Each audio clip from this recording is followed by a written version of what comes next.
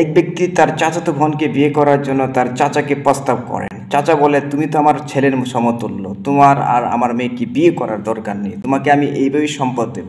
কিন্তু ওই চাচার কথা ও ভাতিজা শুনল না। শেষ পর্যন্ত সে কি করলো, সিদ্ধান্ত নিল যে চাচাতো বোনকে বিয়ে করতে হলে চাচাকে হত্যা করতে হবে।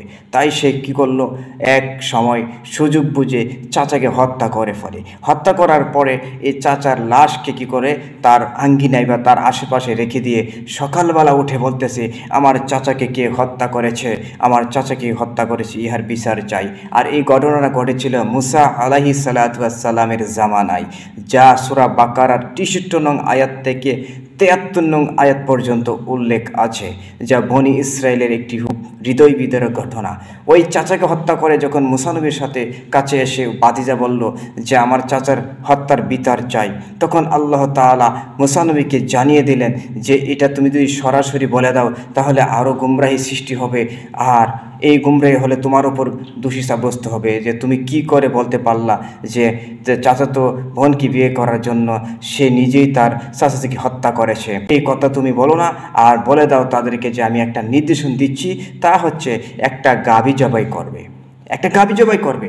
তখন মুসা নবী বলে দিলেন যে তোমরা একটা গাভী জবাই করবে, গাভী জবাই করার পরে তার একটা অংশ ওই মৃত ব্যক্তির গলায় বা কর্তৃকৃত স্থানে লাগিয়ে দেবে, তাহলে সে সুস্থ হয়ে বলে দেবে কে তাকে হত্যা করেছে। তখন তারা অনেক প্রশ্ন করলো, গাভীটা কি চিকন হবে, গাভীটা কি বাছুর ছাড়া হবে, গাভীটা কি স্বাস্থ্যশালী হবে, না গাভীটা হলুদ হবে, গাভীটা কি কতটুকু উচ্চ হবে, গাভীটার কত রকমের রং হবে। তারা অনেক প্রশ্ন করে ফেললো, যা আল্লাহ শুধু বলেছিলেন যে তোমরা একটা গাভী জবাই করো। আর সেই জায়গার মধ্যে তারা যখন বিভিন্ন প্রশ্নে প্রমাণিত হলো, আল্লাহ তাআলা রাগ হয়ে কি করলেন, বললেন যে তাদেরকে একটা সোনালী কালার অথবা হলুদ বর্ণের একটি গাভী জবাই করতে বলুন। শেষ পর্যন্ত অনেক টাকা দিয়ে এক ভিখারির, এক ভিক্ষুকের, গরিবের কাছে এই গরু পেলেন এবং তার কাছ থেকে অনেক টাকা দিয়ে, অনেক লক্ষ লক্ষ টাকা দিয়ে এই গরু ক্রয় করে আনলেন।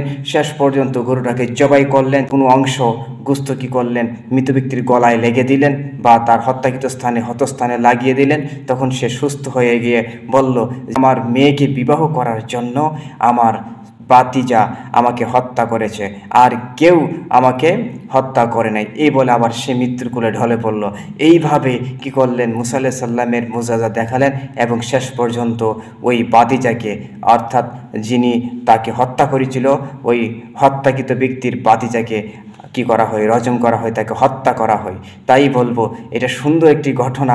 এই ঘটনা থেকে বোঝা যায় আল্লাহ তাআলা সব কিছু জানেন, জানার পরও কিছু নির্দেশন তার বান্দাবান্দির কৌশলের মাধ্যমে ছেড়ে দেন। আর এখানেও একটা কথা বোঝানো হয়েছে যে উসিলা, কোনো মাধ্যমে আপনি কি করতে পারবেন, কোনো কাজ করতে পারবেন। যেমন মৃত ব্যক্তিকে জবাইকৃত গরুর গোস্ত দিয়ে উঠে ফেলেছে, জীবিত করে ফেলেছে, এটা হচ্ছে কি উসিলা, যা মুসা আলাইহিস সালামের মাধ্যমে হয়েছে, ঘটনা হয়েছে।